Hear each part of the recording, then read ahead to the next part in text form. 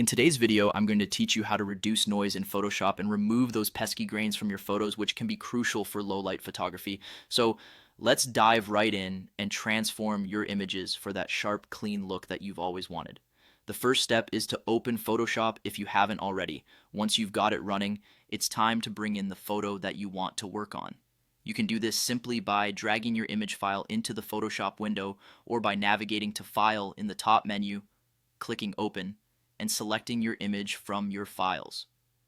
With your image now on the screen, let's move on to setting up your workspace for some noise reduction.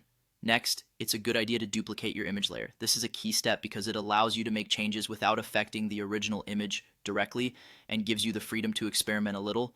You can duplicate the layer by selecting your current layer in the Layers panel, right-clicking, and choosing Duplicate Layer. A dialog box will pop up and you can hit OK. Now you have a backup and can toggle between the original and edited image layer to see the difference your adjustments make. Now let's focus on the noise reduction itself. Start by clicking on Filter in the top menu. A drop-down menu will appear, and from there you want to go to Noise and select Reduce Noise. This will open the Reduce Noise dialog box. Within this box, you'll find several sliders and options that will help you adjust the noise level in your image. The Strength slider controls the intensity of the noise reduction.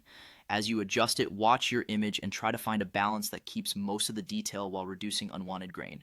Keep in mind that too much strength can blur the details you might want to keep, so it's wise to make slight adjustments and keep an eye on your work.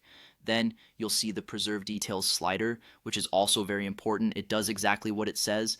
It helps maintain the detail in your image while reducing the noise. This is crucial, especially in areas with intricate details and textures. Tuning this is a bit of a balancing act with the Strength slider, so take your time finding the right setting for your specific image.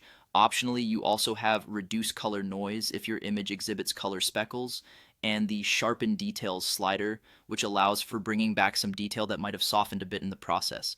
After you've dialed in your settings, simply click OK and let Photoshop do its magic. Once it's finished processing, you should notice a cleaner, less grainy image result. You can deactivate the duplicate layer to compare it against the original, highlighting the transformation. And there you have it, a polished photo with significantly less noise and grain. If you repeat these techniques as you edit more pictures, you'll become more accustomed to identifying the best settings for different image types and lighting conditions. Thanks for tuning in, and happy editing.